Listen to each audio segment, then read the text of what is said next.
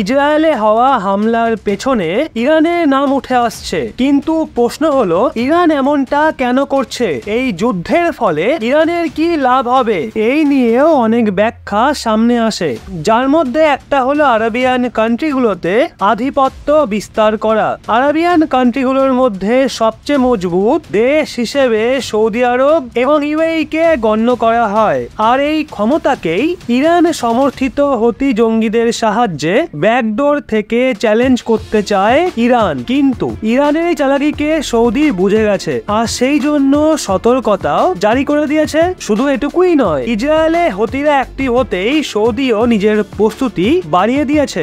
Saudi এখন স্বয়ং এটাকে ইরানের চ্যালেঞ্জ হিসেবে দেখছে। সদ্যই সৌদি এই বিষয়টা স্বীকার করেছিল ইরান সমর্থিত হুতি জঙ্গি সংগঠন ইয়ামান থেকে ইসরায়েলের দিকে মিসাইল নিক্ষেপ করেছে।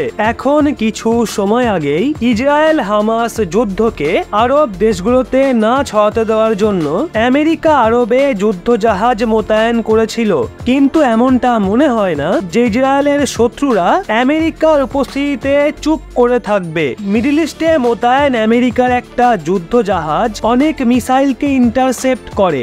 আধিকারিকদের মতে ইয়ামানের ইরান সমর্থিত হুতি বিদ্রোহীদের তরফ থেকে ওই মিসাইলগুলো নিক্ষেপ করা হয়েছিল।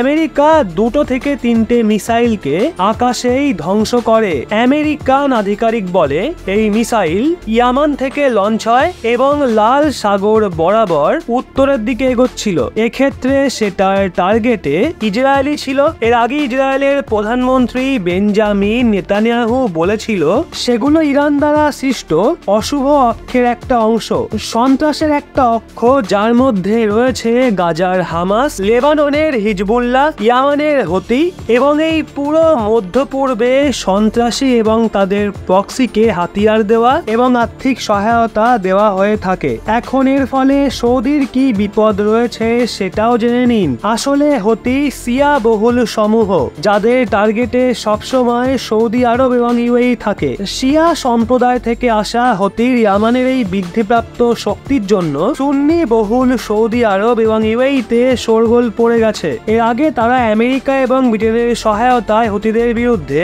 বায়ু এবং ভূমি হামলা করেছিল, ক্ষমতা থেকে উৎখাত করা বিষয়টা সমর্থন করেছিল। এর ফলস্বরূপ ইয়ামান এখন যুদ্ধের ময়দান হয়ে গেছে। এখানে সৌদি আরব এবং ইউএইর সেনার মোকাবিলা হুতি বিদ্রোহীদের সাথে হয়। ওদিকে ইরান এমনটা করে আরব দেশগুলোতে নিজের আধিপত্যকে ভালো মতো বিস্তার করতে চায়, বিশেষ করে তখন যখন আমেরিকা ইরানের ওপর অনেক ধরনের প্রতিবন্ধকতা লাগিয়েছে, যার মারাত্মক লোকসান তাদের পোহাতে হচ্ছে। ইরান এর জন্য খোঁচে আছে এবং জঙ্গি সংগঠনগুলোকে খোলামেলা সমর্থন করছে। তো বন্ধুরা, এখন এই সম্পূর্ণ বিষয় নিয়ে আপনাদের কি মতামত নিচে কমেন্টে অবশ্যই জানান। আর এরকমই লেটেস্ট ইনফরমেটিভ ভিডিও পেতে সাবস্ক্রাইব করে চোখ রাখুন রহস্য বাংলার পর্দায়, পাশে থাকা বেল আইকনটি অন করে।